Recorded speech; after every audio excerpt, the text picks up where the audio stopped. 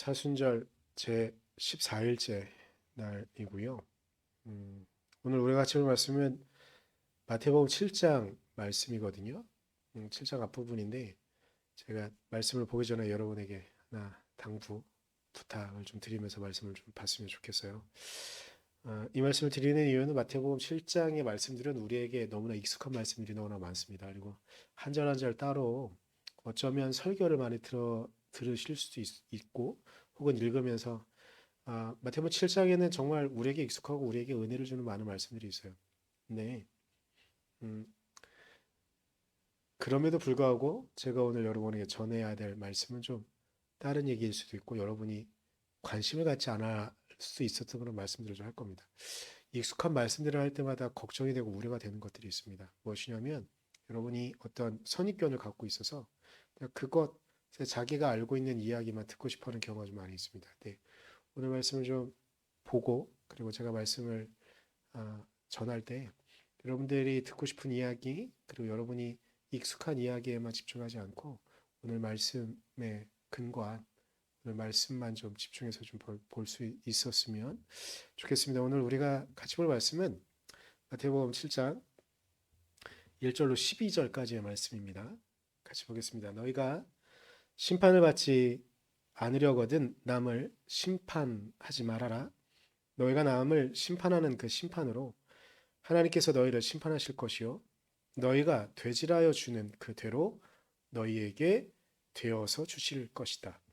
어찌하여 너는 남의 눈 속에 있는 티는 보면서 내 눈 속에 있는 들보는 깨닫지 못하느냐? 내 눈 속에는 들보가 있는데 어떻게 남에게 말하기를 내 눈에서 티를 빼내 줄 테니 가만히 있거라 할 수 있겠느냐?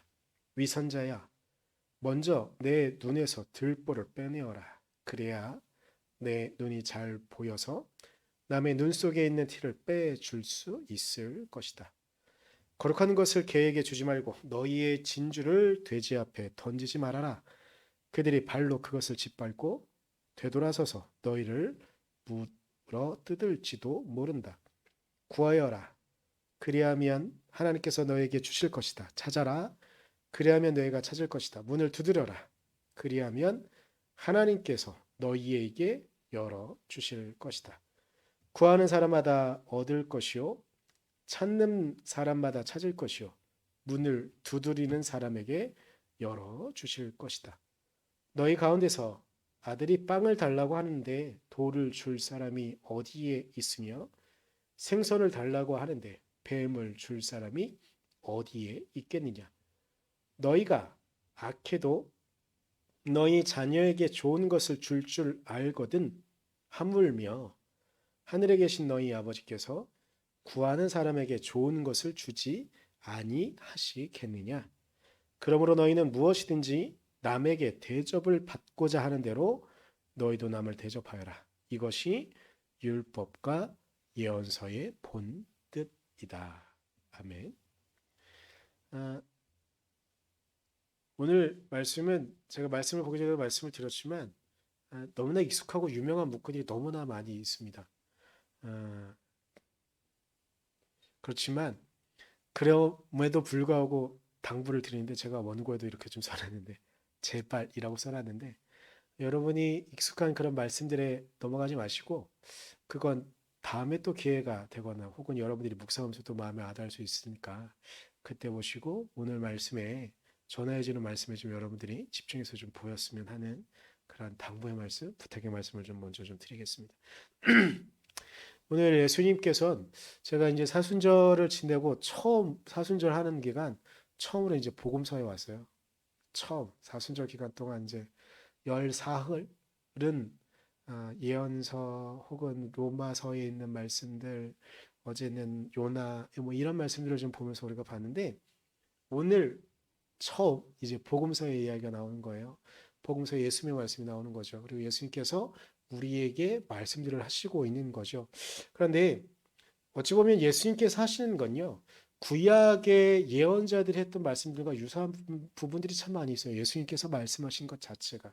어떤 사람들의 잘못을 지적하고 그것에 일어난 것들로 인해서 하나님의 심판을 선언하기도 하고 예수님께서도 이스라엘 백성들의 잘못과 그들의 허위, 우리의 삶에 문제가 있는 것들을 지적하시면서 너희가 이렇게 지내면 결코 하나님께서 우리를 가만 내버려 두지 않으실 것이다.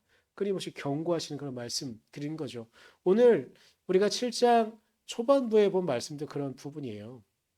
우리가 타인을 심판하는 모습에 대해서 예수님께서 신랄하게 비판하시는 거죠. 그래서 우리에게 너무나 익숙한 그 말씀이 나옵니다. 다른 사람의 눈에 있는, 타인의 눈에 있는 티는 보면서 너의 눈 안에 있는 들보, 기둥이죠.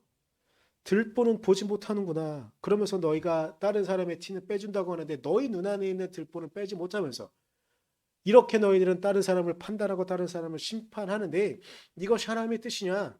너희들 안에 있는 너희들 눈 안에 있는 들보를 먼저 보아라. 이렇게 말씀하시는 거죠. 오늘 실장에는 이런 이야기도 나오지만 예수님께서 또한 지적하시는 건 잔인하고 폭력적인 사람들의 모습을 고발하기도 하시고요. 그들이 특히 그 당시의 지도자들이 정말 많은 예언자들이 이건 많이 한 거예요. 예언자들과 선지자들이 이스라엘 백성의 국가가 있을 때는 국가의 지도자들, 종교 지도자들, 정치 지도자들의 지도가 얼마나 하나님의 뜻과는 벗어나 있는지, 그리고 그들의 백성을 돌보지 않고 그들의 돌봐야 될 사람도 돌보지 않으면서 자신들의 이익을 챙기기 위해서 하고 있는 일들에 대해서 끊임없이 고발하시 예언자들이 그렇게 했던 것처럼 예수님께서도 그 당시에 뭐 성경을 해석한다고 율법학자라고 불려졌던 사람들, 종교를 유대교를 개혁하겠다고 말은 하지만 또 다른 수없이 많은 사람들을 죄인으로 만들어 가고 있었던 바리새인들을 지적하면서 그들이 잘못된 생활을 하고 있다는 것을 예수님께서 끊임없이 지적하고 있는 것이죠.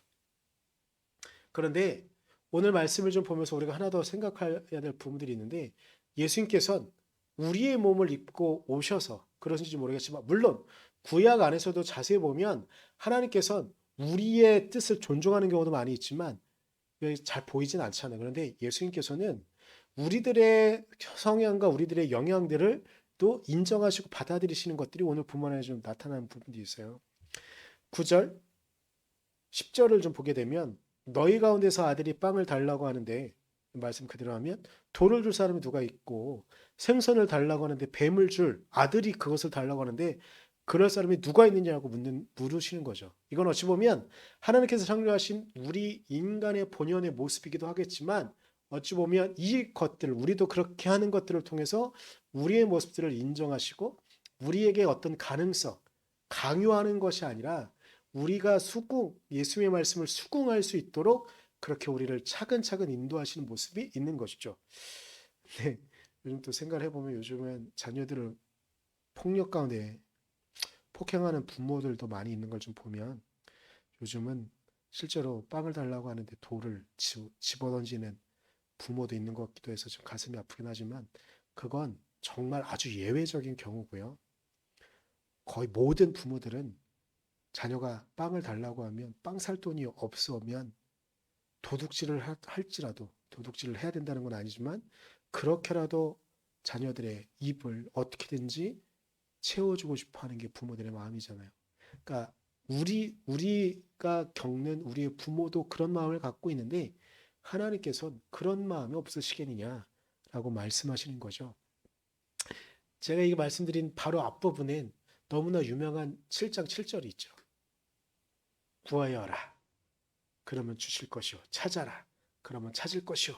문을 두드려라. 그러면 문이 열릴 것이다. 왜냐? 하나님은 너희들의 부모님이니까. 너희들의 아버지니까. 그러니까 그런 설명들을 하고 있는 것이죠. 그런데 여기서 저는 오늘 설교 제목을 공감이라고 한 이유는 12절 말씀 때문입니다. 12절에 이렇게 말씀하십니다.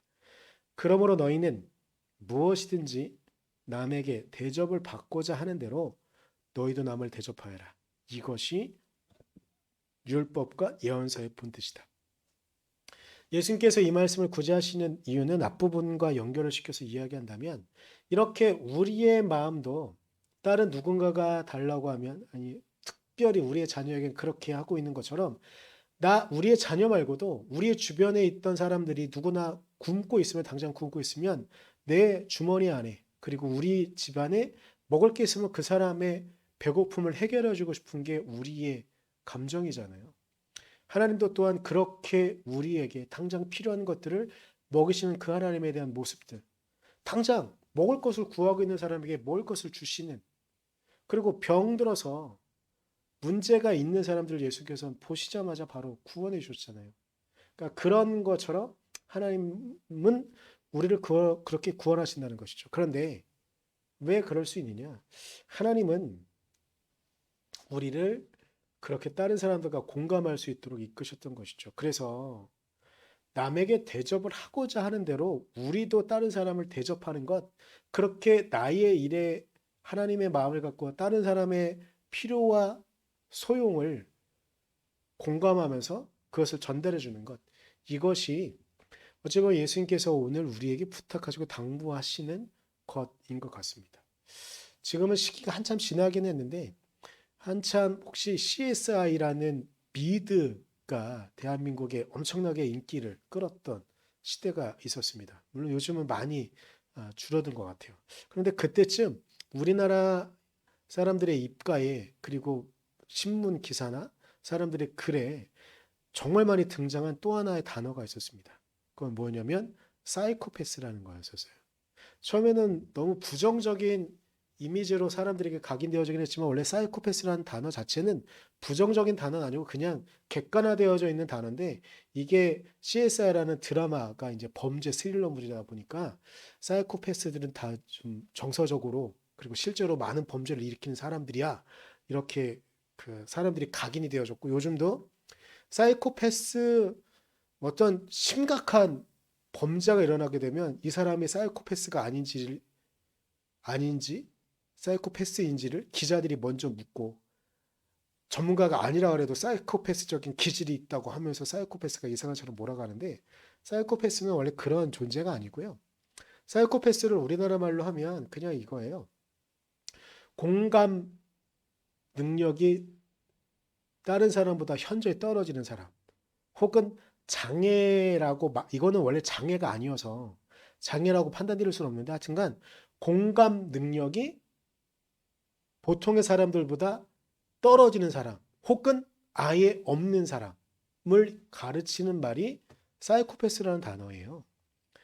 아, 근데 이게 그 드라마 때문에 점점점 이제 사이코패스, 그리고 요즘은 이제 소시오패스라는 말을 뭐 그 혼용해서 쓰기도 하고, 원래는 조금 다른데 일단 그렇게 되어져 있어요. 근데 이 사람들의 특징이 있는데 뭐냐면, 오늘 설교 제목이 공감인데 공감 능력이 거의 없어요. 아, 제가 설교할 때 종종 강아지 얘기할 때 하는 게 있는데, 우리 아무렇지 졸립지 않은데 이 대화를 하고 있거나 아니면 공간에 누가 있는데 누가 하품을 하면 우린 졸립지 않은데 하품을 따라하는 경우들이 있어요. 직접 경험해 보셨거나 아니면 그걸 많이 보셨을 거예요. 근데 그게 왜냐면요, 인간이 참 묘한 게 있는데, 옆 사람이 무언가를 하면 그거를 공감하면서, 특히 하품 같은 경우에는 자연스러운 그냥 행위니까 괜히 하품 나올 일이 아닌데 하품을 해요. 그게 이제 우리의 기본적인 성향 중에 하나거든요. 이제 그게 공감 능력이기도 한 거예요. 근데 제가 얘를 종종 얘기하는 건데, 그 동물 중에도 인간이 하품하는데 따라하는 동물이 있어요. 이상한 동물. 강아지. 강아지는 주인과의 관계가 깊어지면 깊어질수록 주인이 하품하잖아요. 원래 강아지는 하품하는 존재가 아니에요. 졸리면 그냥 자버리면 되니까. 근데 주인이 하품을 하면 주인과 관계가 깊어진 강아지는 하품을 따라요. 참 신기하죠. 정말 강아지는 아주 묘한 존재인 것 같아요. 하여튼간. 그러니까 하품이라는 것 자체도 하나님께서 우리를 창조하시면서 우리에게 부여하신 공감 능력이 아주 잘 발현되어지는 그런 거죠. 그런데 사이코패스는 그런 걸 못 느껴요. 옆에 사람이 하품을 하거나 말거나 자기가 집중하고 있는 거에만 집중해요. 근데 이 사람들의 특징, 그래서 또 오해 중에 하나는 사이코패스는 천재다. 아니요, 그렇지 않아요. 그냥 다만 집중력이 좋아가지고, 그러니까 우리가 집중력이 떨어지는 이유는 주변에 누가 있으면 뭐 하잖아요. 꼼지락거리면 그게 자꾸 신경 쓰이는 거예요. 공감 능력이 없는 사람은 그거 신경 쓸 필요가 없거든요. 사이코패스는 주변에서 뭐 하거나 말거나 자기가 집중해서 할 일이 있으면 그걸 열심히 잘할 수 있는 정도예요. 그래서 집중력이 다른 사람보다 좀 뛰어날 수는 있겠죠. 그리고 제가 처음에 말씀드렸던 것처럼 이것 때문에 제가 사이코패스 계속 말씀드리는데, 사이코패스는 우리의 CSI 그 드라마 때문에, 그리고 초기에 소개되어진 것 때문에, 그리고 현대 기자들이 자꾸 말초 신경적인 기사거리를 찾아대니까 극단적인 사건 사고를 일으키는 사람들이 사이코패스적인 기질이 분명히 있을 것을 이렇게 막 추적하고 하잖아. 그러다 보니까 우리의 선입관을 갖게 된 게 있는데, 뭐냐면 사이코패스는 범죄자이거나 심한 경우에 살인자다, 이렇게 하잖아요. 하지만 그렇지 않아요. 사이코패스적인 기질을 갖고 있는 사람만이 그런 극단적인 범죄를 저지르는 게 아니고요. 공감 능력이 뛰어난 사람들도 그런 극단적인 범죄를 저질러요. 그러니까 사이코패스는 범죄랑 전혀 상관이 없는 그런 사람의 어떤 그 공감 능력이 좀 많이 떨어지는 그런 거죠. 그런데 여기서 제가 이 살인까지 이르는 말씀을 드리는 이유가 있습니다. 이렇게 공감 능력이 떨어지는 사람들은 최근에만 생긴 걸까요? 사이코패스라는 단어가 우리에게 익숙해진 때부터 사람들이 갑자기 이 땅에 출현하고 그랬을까요? 그렇지 않아요. 고대부터도 이런 공감 능력이 떨어지는 사람들은 많이 있었어요. 어떤 사람들은 천재로 살아갔고, 어떤 사람들은 그 동네에서 완전히 버림받는 바보로 살아가거나 그렇게 되어졌겠죠. 그런데 물론 기질적으로 자기 일에만 집중하다 보니까 다른 사람의 것들에 공감하지 못하고 다른 사람에게 위해를 가할 수도 있어요. 그런데 이 공감 능력이 있잖아요. 지금 사회가 약간 문제인 게 뭐냐면, 지금 사회는 많이 관계를 가져봤자 자기 친족 정도만 관계를 갖잖아요. 근데 저희 어렸을 때만 해도요. 한 동네는 그냥 한 동네였어요. 한 동네 안에 바보가 있든 천재가 있든 구분 없이 그냥 한 동네 사람이었어요. 그래서 저도 어렸을 때 기억나는 게 있는데, 저희 동네에 인천에 처음 왔을 때도 그 조그만 동네에 그 누가 바보를 먹여주지 않으면 먹을 먹거리가 없는 사람들이 있었거든요. 근데 그 사람들은 굶어 죽지 않았어요. 왜냐하면 동네에 밥을 먹는데, 저 인천 와서도 그랬어요. 저 어렸을 때 80년대 초반에 바보가 지나가고 있으면 야, 바보라고 불렀겠죠. 밥 먹었냐? 말도 친절하게 안 했던 것 같아요. 저 어렸을 때. 안 먹었다 그러면 와서 같이 먹고 가, 이렇게 하면서 바보는 같이 살았어요. 근데 제가 굳이 바보라는 얘기했지만, 바보와 사이코스는 다르긴 하지만, 이런 사람들도요, 이런 공감 능력이 떨어지는 사람들도 동네 안에서 그렇게 하나하나씩 하면 이 감정은, 이 공감하는 능력은 조금씩 배워져 나갈 수 있는 거예요. 그래서 이 사이코패스적인 기질을 갖고 있는 사람들이, 물론 이 사람들이 현대에서도 다 범죄자는 아니지만 예전에도 이렇게 공감 능력이 떨어지는 사람들이 있었죠. 하지만 그들도 그 공동체 안에 있게 되면서 조금씩 공감 능력이 늘어나게 되고, 감각적으로는, 내 감정적으로는 다른 사람의 고통을, 아픔을 인지하긴 떨어지긴 하지만, 지금까지 학습을 해보니 10년 혹은 20년 30년 해보니, 아, 저 사람이 지금 곤란해하고 있어를 알게 되면, 아, 나도 도움을 받았으니까 가서 도와주는 거예요.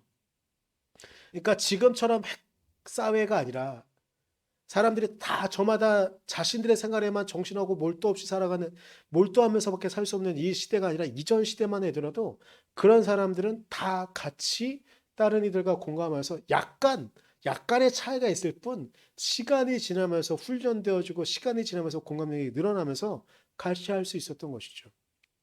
즉, 오늘 예수님께서 남에게 대접을 받고자 하는 대로 너희도 남을 대접하여라, 이걸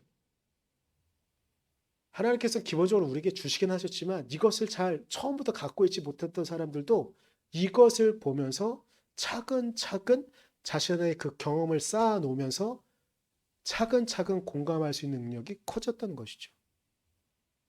이제 하나님께서 우리를 하나님 당신의 공동체로 부르신 이유를 한번 생각해 봐야 될 것 같아요.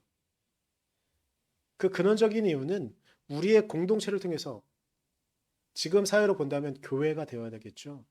이 교회를 통해서 우리는 하나님을 느껴야 돼요. 그런데 어떻게 느끼느냐? 우리 주변에 있는 사람들이요. 그들이 받고 싶은 걸 통해서 나에게 행한 거 보면서 아, 나도 내가 뭔가 하고 싶은 게 있는데 이 마음이 하나님께서 주신 것이구나 하는 걸 우리 주변에 있는 사람들의 모습을 보면서 나도 배우게 되는 거죠. 그리고 또 여기서 끝나는 건 이기적인 신앙인밖에 안 될 거예요. 근데 이 이기적인 신앙인이 우리의 공동체 안에 그리스도를 따르는 공동체 안에 녹아들고 공동체에서 한 역할을 할 수 있게 되는 순간인데 무엇이냐면 아 나도 뭔가 받고 싶어. 근데 저 사람이 나를 위해서 그렇게 섬겨줬네. 그러면 나도 저 사람에게 주든지 아니면 또 다른 사람에게 그 그리스도의 사랑으로 사랑을 해야지. 우리도 우리 주변에 있는 사람들에게서 하나님을 경험한 것처럼 우리를 통해서 다른 사람들도 하나님을 경험할 수 있도록 이렇게 하는 것이 하나님의 사역을 넓히는 일이 되어줄 것이고 우리의 존재가 하나님의 사역에 동참할 수 있는 것이 되는 것이겠죠. 그러기 위해서 우리는 공감해야 하고 하나님께서 우리의 아픔과 우리의 눈물에 공감하시는 것처럼 우리 주변에 있는 이들의 눈물과 고통이 있다면 그 눈물과 고통에도 동참할 수 있기를. 제가 살짝 지금 주일날 어떻게 해야 될까 고민을 좀 하고 있는 게 있는데 아니면 그냥 교회 차려서 해야 될까. 강원도와 영동 쪽에서 이제 큰 산불이 났어요. 그래서 중부연회에서 오늘 공문이 왔는데 이걸 좀 헌금으로 도와줄 수 있는 교회들이 있으면 중부연회로 보내주면 중부연회에서 돈을 모아서 그 돈을 다 강원도 쪽에 헌금을 기부를 하는 걸로 이렇게 공문이 왔는데 이걸 그냥 교회에서 혼자 해야 되는지 아니면 교인들과 강구를 해서 해야 될지 좀 고민하고 있긴 한데요.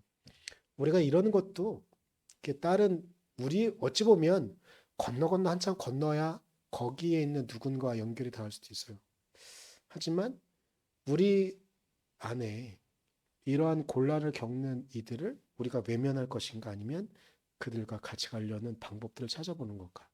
이것도 공감하는 능력을 키우는 그런 방법이 될 것도 같습니다.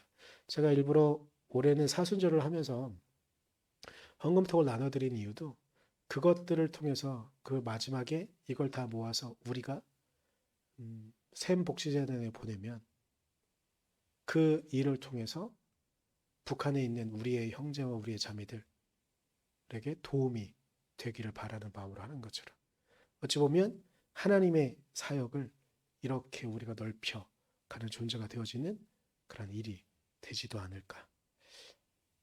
우리가 그 길들을 찾고 그 길들을 행할 수 있는 우리가 되어지기를 간절히 소망합니다. 기도하겠습니다.